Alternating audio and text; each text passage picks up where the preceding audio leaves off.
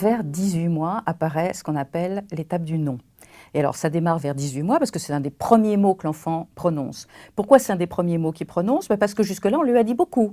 Non, touche pas. Non, laisse ça. Non, mets pas ça dans la bouche. Bon, alors évidemment, non, c'est un mot qu'il ressent comme ayant beaucoup de pouvoir. Donc, un des premiers mots qu'il va dire, c'est non. C'est une façon pour lui de s'affirmer. Et puis, on dit aussi que le non prépare le non, N-O-M. C'est-à-dire que pouvoir dire non, c'est-à-dire s'opposer à l'autorité du parent, du père ou de la mère, c'est s'affirmer en tant que petite personne. Et ça, c'est le grand jeu à 18 mois, 2 ans. C'est l'étape très importante. Donc non, ça ne veut pas forcément dire « je ne suis pas d'accord avec toi ». Surtout au début, l'enfant peut tout à fait dire « tu viens de promener ?» Non, et puis venir.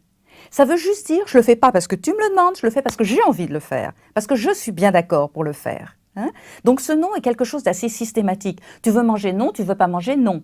C'est-à-dire que ça va être vraiment, chez certains enfants, complètement systématique. On se pose en s'opposant.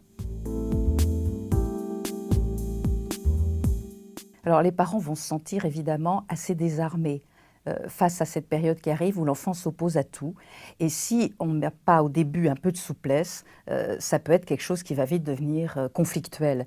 Les mamans peuvent penser qu'elles n'ont pas assez d'autorité ou qu'elles s'y prennent mal, alors que c'est juste une période que l'enfant doit traverser au cours de son développement psychologique, une période très importante. Alors comment réagir? C'est pas parce qu'il dit non à tout qu'il faut aller forcément dans son sens. Mais c'est pas non plus parce qu'il dit non à tout qu'il faut dire non à son non en permanence. Vous voyez, il a besoin de dire non et il a besoin d'être respecté dans un certain nombre de ses désirs.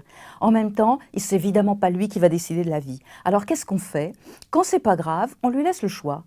Par exemple, tu veux un yaourt à la vanille? Non. Tu veux un yaourt au chocolat? Non. Eh bien écoute, t'auras rien, alors c'est pas grave. Ah ben non, je veux la vanille. Bon ben c'est la vanille.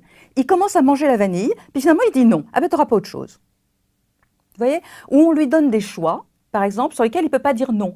Si vous lui dites, tu veux le yaourt à la fraise ou le yaourt à l'ananas? Il n'y a pas de non possible. D'accord? Quand il est tout petit, 18 mois, 2 ans, on n'y croit pas trop. C'est-à-dire que si on sait qu'il dit non, écoute, on va y aller quand même. Tu veux bien? On va y aller maintenant, on va y aller ensemble, on va y aller en rigolant. On distrait un peu le non et puis on obtient quand même ce qu'on veut. Quand il est un petit peu plus grand, ça peut donner lieu à des conflits d'opposition où l'enfant va aller assez loin. Alors soit on lâche parce que c'est pas important, on s'en fout, on lui laisse. Mais je veux regarder la fin de mon dessin animé. Bon, le dessin animé se termine en 30 secondes, on lui laisse son dessin animé. Si par contre, non, je ne veux pas me laver et que vous estimez qu'il doit se laver, eh ben, il va se laver quand même. Ça fait un conflit, ça fait un conflit. Mais c'est important que ce soit vous qui ayez le dernier mot malgré tout.